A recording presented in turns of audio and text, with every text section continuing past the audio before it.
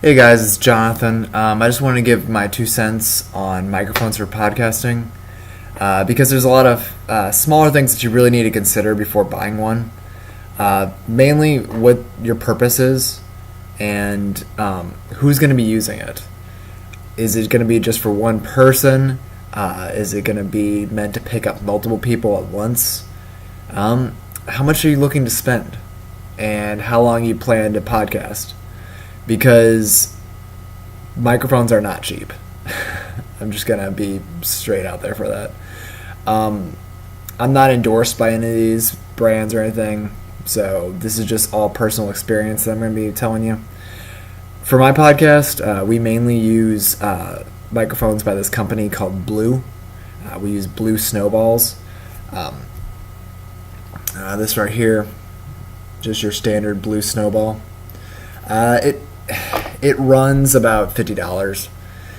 I invest that much because I know that I'm going to be using them for a while, and the ones I've had for 2 years, and between being loaded and thrown around or whatnot through dropped off tables, they've never stopped working. They've been perfectly fine. The audio quality is really good. And honestly, I would recommend them highly for a beginning podcast because they are strictly a USB mic. So if you plug it into your laptop's USB, it downloads all the drivers, and you can pretty much plug and play. It's really easy. That one that I showed you, the black one, that's one of the reasons I mentioned decide what your purpose is, because this one, it's just your standard mic.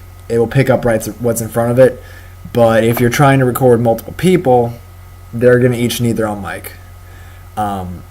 If you want to pick up multiple people with one, though, another one that we use, we got the Blue Snowball. But what's different between this one and the one I showed prior is it's got different modes on the back. Like if it's switched all the way to one, it's going to do the same thing as that previous mic. It'll pick up what's in front of it.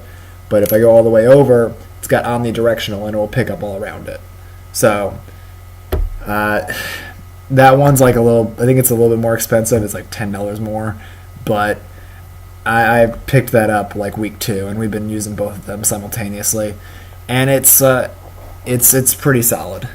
Also, like I said, it's a lot of small things, but you're going to want a pop filter.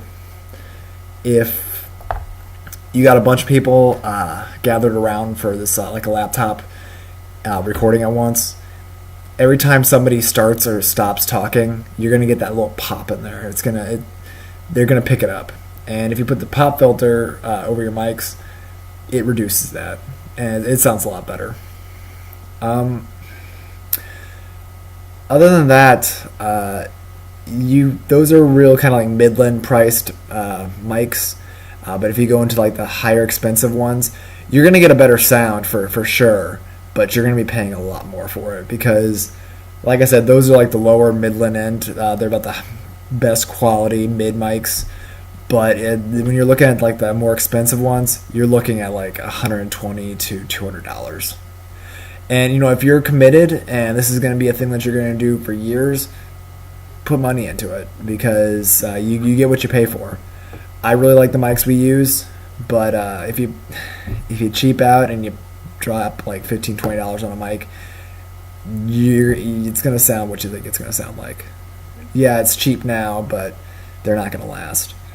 I know at one point in time we resorted to like using like headsets. You can do it. It's doable, but it's going to sound exactly like you anticipate. So, that's just my 2 cents. You get what you pay for. Look at Amazon reviews. These are just mics that I've used and have personal experience with. But look at other reviews. Get a good idea of what people think of them. Because people are brutal. They will tell you every in and out of what's good and bad about a mic. And like I said, they're not cheap, so it's good to have an idea of what you're getting into. But yeah, that's just my 2 cents. Thanks.